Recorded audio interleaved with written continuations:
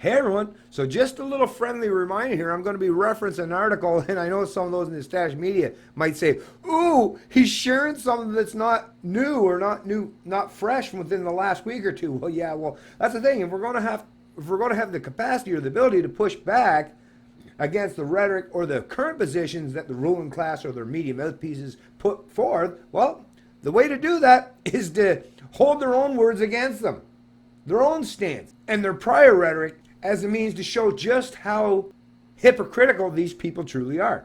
Like I've said in the past, the internet never forgets.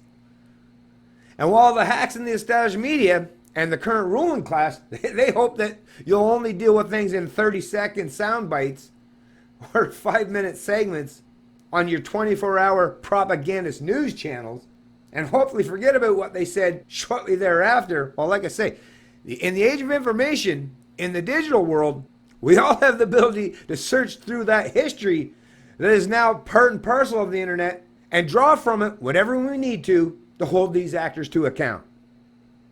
And that's what I'm going to do in this video. Yes, Maxime should have been allowed in the debates. And yes, they've changed the rules because they're scared to death that the Canadian people will actually see and hear what Maxime has to say. When your political stance is built on lies, baseless, and empty rhetoric, there's nothing you fear more than someone who offers actual objective truth, logic, and reasoned persuasion. And that is no doubt the very underlying reason why Maxime's not being allowed in these debates. Could you imagine the spectacle that would unfold with all of these other 5 leaders, like even the Bloc Québécois, a party predominantly all about Quebec issues? They don't even seem to care about the rest of Canada predominantly, but they're allowed in the federal debates. Or Elizabeth May and the Green Party. They don't have any opportunity. She doesn't have any opportunity or any chance that she's going to form government in October. Well, I mean, that's the rhetoric that they're saying why they don't want to allow Maxime in the debates, because his polling numbers are so low. He has no chance, or anyone in his party has no chance. Well, really? Do you really believe that Elizabeth May and the Green Party is now going to actually gain a viable chance? Why? Because they got 1 seat over the last, 20-something years or so? Come on.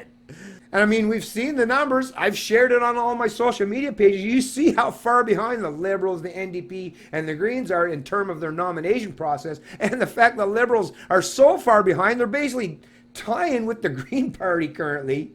So that kind of shows you, it's not so much as how great the Green Party is doing. That's actually more of a reflection of how poorly the Liberal Party is doing, right? And of course, the NDP, way back even further than that. So actually, the 2 parties out there on that political landscape, and the PPC, those are the 2 parties that seemingly have, as far as their nomination process and the candidates that they already have implemented across this entire country. Those are the 2 parties that seem to be the most viable. After I noticed that based on the reality of the nomination process, but by the sheer fact, and yeah, I'm using that term sheer as a bit of a double entendre, so to speak. Yeah, the fact that the Conservatives, they're once again doubling down their efforts, and I've seen it. The attacks have been coming towards me and anyone else that supports the PPC. Is now we're back to the old splitting of the vote thing, right? But if Maxime and the PPC represents no threat and they only poll at like 1 or 2%, where's the threat for the split, right? Come on, it's all, once again, all baseless rhetoric, folks. But anyways, forget about that. I could ramble on for hours in terms of that stuff. But I just wanted to, like I say, get everyone back up to speed. Let's get our memories in place so that we can point this stuff out to the media mouthpieces and their political counterparts that are trying to come up with an excuse to keep Maxime out of the debates. Headline out of iPolitics, Bernier can join leaders' debates if People's Party meets nomination threshold. Gould. This was reported by Marco Vigliotti, November 22nd, 2018. Maxime Bernier would be eligible to appear in the 2019 leaders' debates if his upstart People's Party successfully nominates candidates in at least 90% of ridings. Democratic Institutions Minister Karina Gould said Thursday. Ha ha, so there you go, right? Busted, right there. Karina Gould, one of those liberal lackeys, actually admitted that if Maxime Bernier got 90% representation in all the ridings in this country, then he would be eligible for the debates, which is a requirement that the PPC under the leadership of Maxime Bernier has already achieved. Yet they want to change the rules now to create yet one more barrier, one more obstacle that the hardworking people who are members, supporters, candidates, and people who will ultimately end up being voters will have to overcome. Yeah, sure, we've all worked long and hard to get us to this process to try to meet that requirement, but once again, the authoritarians are going to move that goalpost a little bit further away, hopefully far enough away that we can never even attain it or reach that point. That is their goal. That's what they're trying to do. Make no mistake about it. Oh, and one more thing. Just think about that. There's actually only two parties, like I said, well, I've already covered it, but I'm just going to repeat it here again. There's only two parties that have actually met that threshold. The Conservatives and the PPC. The Liberals, the NDP, and the Green Party, none of them have met that requirement so far. Well, if you look at their numbers, currently, they haven't. That's not based on my opinion. That's based on a mathematic reality. Under the eligibility criteria introduced by the Liberals last month, political parties must satisfy at least 2 out of 3 requirements to have their leaders included in debates organized by a new federal commission. A new federal commission. Keep that in mind, folks. Parties must either have an elected MP or intend to run candidates in 90% of the ridings or have won at least 4% of the votes in 2015, or at least stand a legitimate chance of winning seats in the next vote. So there it is once again. Parties must either have an elected MP or intend to run candidates in 90% of the ridings. So actually, Maxime is already an elected MP. Now they're trying to change the rules that you've got to be an elected MP under your current or that upstart party, the PPC, which that wasn't a requirement based on this article, based on what Karina Gold was suggesting. But like I say, now they've changed that rule. It's a little late for Maxime to go out and spend all that money to start a whole new what? He's supposed to step down from his position from being MP in his riding of Beauce, which he's held on to since 2006. He's supposed to step down from that, spend a substantial portion of that money that all the PPC contributors have been given to the party to help support them. He's supposed to squander a bunch of that to get reelected under this new party when the actual federal elections are about ready to take place in just a couple short months. Like, what a time to try to introduce this kind of nonsense. And once again, all they've really done is set up a barrier and obstacle that they know that it's basically almost impossible, or basically is impossible for Maxime to achieve or attain. Like I say, that's their way. That's their methodology. That is what the authoritarian collectivists who are running this country and their media mouthpieces who go along with that nonsense. That's what they're all about these days.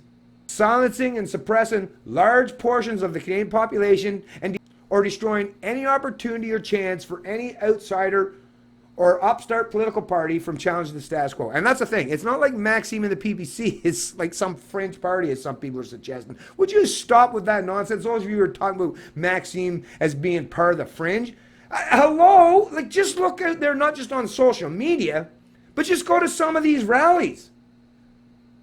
Observe reality for yourself and you see that no, Maxime Bernier and the thousands, the tens of thousands of people that are already members of the party and firm supporters, people such as, yeah, we're not fringe and we're not nearly as small in numbers as these media hacks or political pundits would suggest.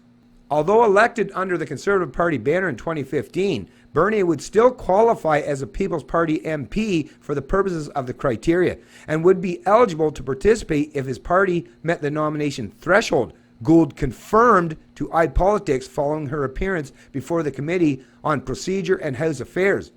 Bernier could also merit inclusion if his party stands a chance of winning seats by the commission. That's the thing. How do you know if they stand a chance? Like, you just speculate in that point. And once again, what, based on polling numbers? There's another area where how many times has it been proven that these pollsters are completely out of touch and not representative of actual reality? I mean, that is something that is not even hypothetical.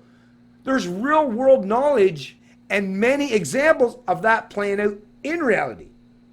So, once again, you can't just base this on poll numbers. And that's another thing. A lot of these pollsters aren't even including Maxime Bernier or the PPC in their polling questions. So, if they're left out and the people aren't given the option, well, of course they're not going to support, or there's not going to come out of that poll a substantial amount of support for the PPC. Well, because, if they're not there, right, what are you going to ask the people to write in? Actually, you can't even suggest that, because I've heard other people say that they've been actually had their own pushback against that when they had the phone call that they said, hey, well, what Maxime's not include this. I support Maxime the PPC. And apparently the pollster said, well, no, you have to pick from what's here. Well, I mean, if they're not included, like I say, folks, this is all about maintaining the status quo and not allowing anyone to challenge it. Has absolutely nothing to do with the fact that they think that Maxime just isn't worthy of it, right? Or that he hasn't met the requirements. No, come on. Like I say, Elizabeth May and the Bloc Quebecois, they're going to be in the debates. They're allowed to stand on that stage. But Maxime Bernier, the guy that basically by the, 1 percentage point almost became the leader of the Conservative Party in this country? Really? He's fringe? Really? Having the people that are members of the Conservative Party, or just under half of them, wanted Maxime Bernier to become the leader of that party. Doesn't sound very fringe to me. And like I say, no party in Canadian history, as far as I know, have even come close to achieving or attaining the amount of success that Maxime and the PPC has done in the last, 9 or 10 months? Look at how far we have come so far, only to be denied Maxime's ability to stand on that stage and give Canadians the opportunity to see that, yes, you do have a genuine option and viable choice to vote in October that will once and for all put the ruling establishment and their media mouthpieces on notice.